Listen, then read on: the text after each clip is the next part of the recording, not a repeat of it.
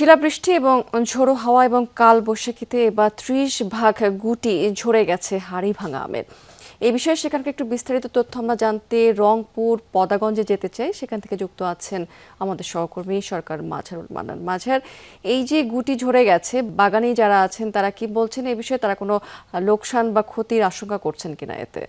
স্মৃতি, লোকসান তো ক্ষতির আশঙ্কা তারা করেছেন এবং তারা একেবারে রীতিমতো ভীত, সন্ত্রস্ত, আতঙ্কিত। কারণ আপনি জানেন যে এই যে পদাগঞ্জে জিআই পণ্য যে হাড়িভাঙ্গার যে জায়গাটি আছে, এখানে প্রায় এই আশেপাশে মিলে প্রায় ৩,০০০-এরও হেক্টরেরও বেশি জমিতে কিন্তু এবার এই আবাদটি হয়েছে, বাগানের মধ্যে আবাদ হয়েছে এবং এখান থেকে ৩০০ কোটি টাকারও বেশি এবার বেচা বিক্রি হবে, এরকম একটি ধারণা দিয়েছিলেন কৃষি বিভাগ। কিন্তু এবার যেটি হয়েছে, আমি যদি আপনাকে একটু দেখাতে পারি যে প্রায় ৪ দফায় কিন্তু শিলাবৃষ্টি কালবৈশাখী হয়েছে এখানে এবং সর্বশেষ ২৭ এপ্রিল হয়েছে। এতে কৃষকদের দাবি অনুযায়ী ৩০ ভাগেরও বেশি আম এরই মধ্যে ঝরে গেছে এবং সেই আমগুলো কিন্তু এখান থেকে নিয়ে গিয়ে বিভিন্ন জায়গায় অনেকে বেচা বিক্রি করেছেন কুড়িয়ে নিয়ে গিয়ে, এবং এখনও কিন্তু অনেক আম আছে এগুলো পচে গেছে। এবং আরেকটি বিষয় আমি যদি আপনাকে একটুখানি দেখাতে পারি, সেটি হচ্ছে যে এরকম আপনি যে শুধু যে আম ঝরে গেছে তা নয়, আরেকটি বড় ব্যাপার হচ্ছে কালবৈশাখী এবং যে বাতাসের কারণে যে অনেক আম যেগুলো আছে, আমি যদি আপনাকে একটুখানি দেখাতে পারি যে এই গাছটিতে আশপাশে প্রায় যে ১৫-২০টি আম আছে, আপনি দেখবেন যে প্রত্যেকটি আমে কিন্তু এইভাবে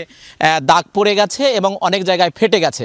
কৃষকদের ভাষায় যে এই যে আমের যে এই ফেটে যাওয়ার যে বিষয়, সেটিও প্রায় ২০ থেকে ৩০ ভাগ কিন্তু এখনও বাগানে যেগুলো আছে এবং এখনও কিন্তু হাড়িভাঙার আটি আসেনি। হাড়িভাঙার আটি যদি আসে এবং সেটি ১৫ দিন নাগাদ আসবে, তখন তার আগেই কিন্তু এরও অনেক আম এরই মধ্যে পড়ে যাবে। কিন্তু কৃষি বিভাগ যেটি বলছে যে আম যদি এই ঝড়ে পাতলা হওয়ার কারণে আমের এবার ফলনটা ভালো হবে, অর্থাৎ সাইজটা বড় হবে এবং দামও ভালো পাবে, সেজন্য কৃষি বিভাগ কিন্তু কোনো ফলনে এখানে কোনো অসুবিধা হবে না এটা বলছে। কিন্তু কৃষকরা কিন্তু বলছেন যে তাদের ফলন ৩০ ভাগেরও বেশি কমে যাবে।